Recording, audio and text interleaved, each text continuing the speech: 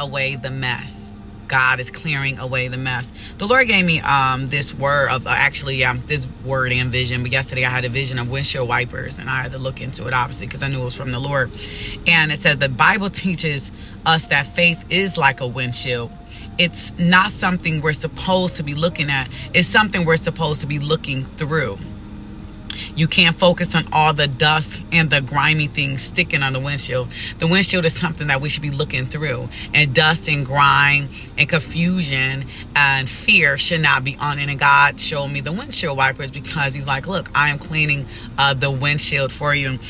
Something else that the Lord gave me that I thought was really good with that was also, he said, the windshield wipers are the promise of God that clear away the mud and unbelief. So the windshield wipers are acting as the promise, and the promises is clearing away all of the wilderness experiences and clearing away all of the things that you went through possibly to get to this point that you are at right now. So God has said, I'm making it clear, and God is clearing away all of the junk and all of the mess. In Jesus' name, that this word not serve as confirmation for you. Love you guys. Talk to you soon.